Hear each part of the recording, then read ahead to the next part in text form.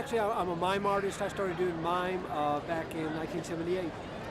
And I just use it. I've traveled internationally with it. And doing stuff on the streets is always fun. You know, a lot of stuff I do is in the theaters, but on the street, I have a thing about being among the people. Art should be among the people, you know, so people can really enjoy it instead of having just those who can afford to see it. So it's kind of like, just get out here and have fun with it. You know? One thing I've noticed about Knoxville is there's a higher respect here for it. I lived here for 18 years, moved away for 11 and came back, just been here a little over a couple of years. And even in that time span, I've seen a difference in it. You know, there's a little bit more respect for it, there's an appreciation more for it than when I first started doing it here. You know, and so comparing it, I was in another city just the other night, and there was a lot of, you know, pulling, pushing, hitting, trying to scratch makeup off and stuff like that. And in Knoxville, they leave you alone, they respect you, and they have fun with it. So there's good respect. The hardest part, the heat or the cold. That's about it. You know, I did it all through the winter, but that's about it. Things you can't control. You know, this is one of the ones, me and the guy who did Spider-Man. He and I were the ones that kind of got together on it because they ticketed him. Me, they warned me not to ever come back again. So I wrote all the commissioners, wrote the paper and everything. We got the ball rolling and got it all changed. So, you know, we never really had a problem with only but one policeman. All the others respected us and said, we like what you're doing, and this one all of a sudden just started to crack down. But it won't be that. We got the law changed now. I'm more of a performance artist, so this part is busking, of course. But I do other things. Like I said, I do mime, I do theater stuff. I'm a choreographer, I do dance. Just wherever my mind thinks of. Because I know my abilities, and I'm not saying it to be arrogant. You know, I know if I do a good performance, I know if I do a bad performance. And I'm probably my own worst critic. You know, when I'm standing here, I'm paying attention to myself, and if I blink, I get upset. You know, if I do something wrong, I'm watching my body movements. If I do something wrong, I'm my critic, you know. On the other hand, when I'm standing here and I'm doing my best and I'm not blinking, which I don't blink, and somebody says, I saw him blink and I know I didn't, that aggravates me. It's like, why are you saying that? I mean, I'm doing a great job. Why are you saying it just to make yourself look good, you know? So yeah, there's that give and take. One thing that one code that we do live by is making sure we keep our distance from each other. Because there's no need to being so close to each other that you're trying to steal somebody else's audience, you know? So there's, you know, it's not a set distance, but we'll always look around and go, who am I close to, who am I far from, where's a good place, you know? Sometimes we have new artists that maybe already experienced, and they'll come and get very close to you, you know, and you realize that that's not cool, you know, because you're actually trying to steal my audience, and that's not the way it works, you know? One rule of thumb that it's like an unspoken rule that I don't see observed here is that if a street artist or a street performer makes you stop and look, you should give him money. You owe him money. You know, I don't see that a lot here. Did it overseas, did it internationally, and that's like a rule of thumb. If you do something that makes people stop, you know, okay, I'll give him money because it got my attention. You know, if they walk right by, then you know you're doing a job. I wish we could have more areas. I mean, I like Market Square. I mean, there's the law that says, you know, you can't block traffic. You know, but I feel like there's a limited area. Market Square is pretty much it, you know, which is cool. I love Market Square, you know. But I don't know, when there's other events, I wish it was more open. Like if there's something in the World's Fair Park, we could go down there and just, because we're not bothering anybody, you know. And we're not out here begging people for money.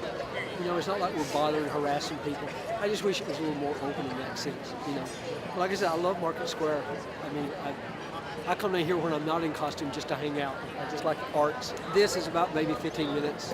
When I do my full copper statue, not the copper, the brass statue, it takes anywhere about 20, 30 minutes. You know, but I've gotten it down now, so it's pretty fast. You know, I know my time frame, and just pretty much just do it because I know where I'm going, what I'm doing with it, and go. A lot of these guys are down here on a regular basis, and we're down here on a kind of a regular basis, so we've seen several of the shows. It just brings an extra, I don't know, a little something extra to the area, you know, something for people to see and do that they may not ever see, you know, sitting home in front of their television. Y'all gonna dance this time or y'all gonna play around? Y'all gonna dance? No, you gotta dance for me first. Y'all dancing? Hey, put your drink down, because I want you to lose your drink. 1, 2, 3. 1, 2, 3. Here you go.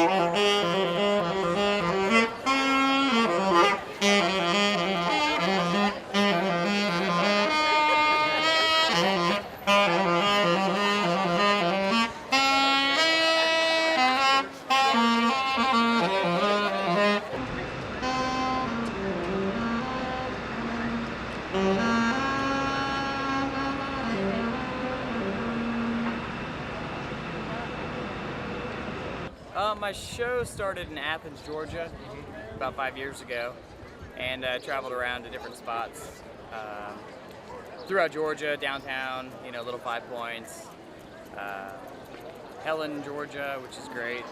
It's like a little German town out in the middle of nowhere. Asheville, New Orleans a couple of times, and you know, now I like it here. I think I like the people the most.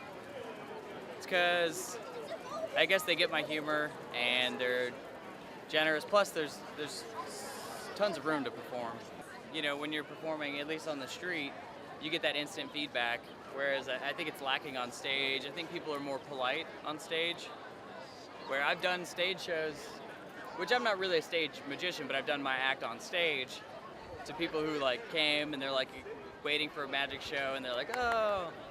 And I just didn't like the whole thing, waiting around to perform and like, oh, I go on in an hour and a half, it gets pushed back, whatever. Right after I did my show, I came out to the streets, did a massive show, loved it. I think I went back to check out the rest of the show later, you know, it's just like, I just like the energy. And you get to feel all different types of shows. You can have a horrible show and be like, man, I'm the worst. And then right after that, you can do an amazing show where you're like, that was the best show I've ever had. Which is great, you know. I've been performing my street show for 5 years. I play along, like sometimes my show gets a little edgy and I'll do things that you don't know if they're gonna work out or not. You know, if I take a bite out of somebody's ice cream while they're watching the show, that may get you punched. Or people are gonna love it because it's insane. But one time there's a lot of motorized wheelchairs in Knoxville. I think it's the capital of motorized wheelchairs. And sometimes I'll play with that. And I pulled out a remote control and I looked at the lady and I started, you know, pretending like I was controlling her wheelchair. Well, the crowd turns around and they bust out laughing. You know, they're like, this is hilarious. And the lady turns around out of her scooter or whatever and looks and she sees what I'm doing and I'm like, oh boy, here we go. And she starts spinning around in circles and the crowd just dies like hysterically. And I had people coming up to me like 2 weeks later. I still can't believe that happened, but that's one of the, you know, doesn't happen all the time stories. But I like that you can improv a lot more and you have different things to play with on the street that you don't get in the theater. It doesn't really happen too much anymore. But no, I mean, it doesn't. You know, my show's gotten solid. I'll still have slow days or slow shows, but I could always learn something from it, you know. But a lot of times, I really just like to have a good show. You know, like yesterday I did a small show and I made more money than the bigger show, but I was more proud of the bigger show that I felt like my timing was right and like things flowed better, it was a little funnier. Even though I made more money, you know, it was nice at the end of the day, but still I just like the timing. I like to do a good show, basically. I still do shows on the side and stuff, but I don't really say, you know, I'm just a magician, because there's so much more to it than the magic tricks out on the show, out on the street, where it's like about entertainment and having a good time. Because if I was so serious about my magic out here, I don't know, I think people want to laugh and have a good time in general. And the magic, it's got to be good as well, but I just like having a good time out here. So yeah, definitely street performer, busker, street entertainer. I think Knoxville is doing a great job. Really, I have nothing bad to say about the police here, or you know, or any of the enforcement. It was a little stricter when I first got in here, but now, I mean, there's a human statue right there. His face is covered, and nobody's scared. You know, I think they took care of that a while ago, and I haven't had any problems, really. I mean, the police are nice. Sometimes I'll say something during a show, and somebody will complain to the police about it, thinking that I can't say something. And then I talk to the police about it, and they're like, you know, I mean, you may offend people by saying that, but I mean, do your show.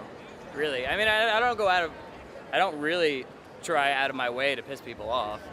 but it does happen just with anything. If you're going to have 300 people watching your show, somebody's going to be like, I didn't like that. That wasn't how I want to see it, which is fine. But they can walk away anytime they like, you know. It's not like I'm assaulting anybody or anything, you know. But no, I mean, it's great. Well, I mean, there is a street performer code. A lot of people don't really follow it out here. And I don't make too big of a deal about it. But, you know, we like to set up a certain distance apart from each other. There's some guys who come out here sometimes that I've seen, and they'll amp up, set up in the middle, and blast their, you know, music, where it's like, really? Why do you need an amp? I think bad performers amp up, unless you need it, you know, like, if this was 3 times as packed and they had music playing, I may need an amp. But if you don't need it and it's dead out here, if you're blasting your music, nobody else is going to be able to do anything because nobody can hear me. And you're not making money anyway doing whatever you're doing. But, I mean, no, that's it. I mean, people just respect each other, and we can all come out here and have a good time. I'm fighting off my demons, but they're not quite dead. With their single-barrel shotgun and Johnny Walker red. But when the bottle is empty, all the guns to my head, and I regret whoever stayed. And I'm sorry for the things that I said when I was drunk. I didn't mean it then. And I hope you lied when you whispered goodbye through teary eyes. Hear that?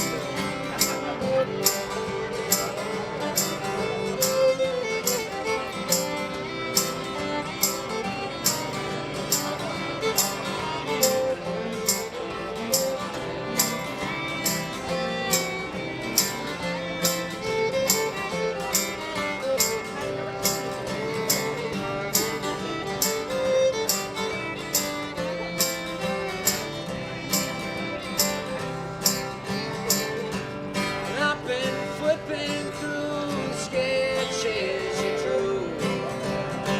Some